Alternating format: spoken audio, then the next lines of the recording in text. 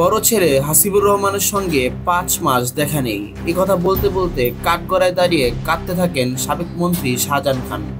সোমবার ১৭ই মার্চ Dhaka metropolitan magistrate M Azharul ইসলামের আদালতে শুনানি চলাকালে কাঁদেন তিনি। পরে বাড্ডা থানার রফিকুল ইসলাম হত্যা মামলায় তার ৪ দিনের রিমান্ড মঞ্জুর করেন আদালত। এদিকে সকাল ৯টা ৫০ দিকে শাহজাহান খানকে আদালতের কাঠগড়ায় তোলা হয়। তখন তিনি আইনজীবীর সঙ্গে বিভিন্ন বিষয়ে পরামর্শ করেন। পরে তার উপস্থিতিতে ১০টা ৮ শুনানি শুরু হয়।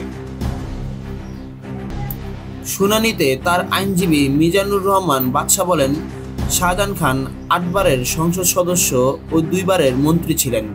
তিনি ঐতিহ্যগতভাবে রাজনৈতিক পরিবারের সন্তান। এর আগে তাকে ২ বার রিমান্ডে নেওয়া হয়েছে। রিমান্ডে তিনি অসুস্থ হয়ে পড়েন। পরে তাকে হাসপাতালে ভর্তি করা হয়। তার বয়স ৭৬ বছর। রোজার মধ্যে রিমান্ডে নিলে হয়রানি হবে, ফের অসুস্থ হয়ে পড়বেন, তাই রিমান্ড নামঞ্জুর করা হোক।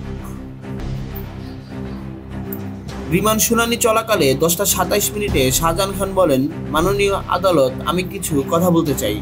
পরে আদালতের অনুমতি নিয়ে কথা বলতে শুরু করেন তিনি। এ সময় তিনি বলেন, আমি জড়িত না। কেন এই মামলা হলো শুধু আমার বিরুদ্ধে না, আমার বড় ছেলে হাসিবুর রহমানকেও আসামি করা হয়েছে। তখন কাঁদতে কাঁদতে তিনি বলেন, আমার ছেলের সঙ্গে আমার ৫ মাস দেখা নেই। তখন বিচারক বলেন, আপনার বিষয়ে আইনজীবী কথা বলছেন।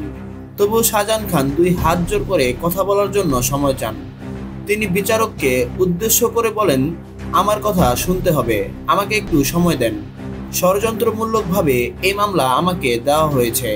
তিনি কাঠগড়ায় দাঁড়িয়ে টিস্যু দিয়ে ২ চোখ মুছতে থাকেন। শুনানি শেষে আদালত তাকে ৪ দিনের রিমান্ড মঞ্জুর করেন। পরে ১০টা ৪০ হেলমেট, বুলেট প্রুফ জ্যাকেট ও হাতকড়া পরিয়ে আদালত থেকে তাকে বের করা হয়। হাজতখানায় নেওয়ার সময় তিনি বলেন, পুলিশ বলছে কথা বলা নিষেধ।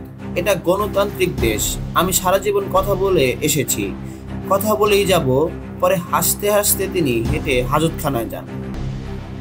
এরকম আরো গুরুত্বপূর্ণ ভিডিও ও নিউজ পেতে আমাদের ভিডিওতে একটি লাইক দিয়ে আমাদের সাথেই থাকুন। ধন্যবাদ।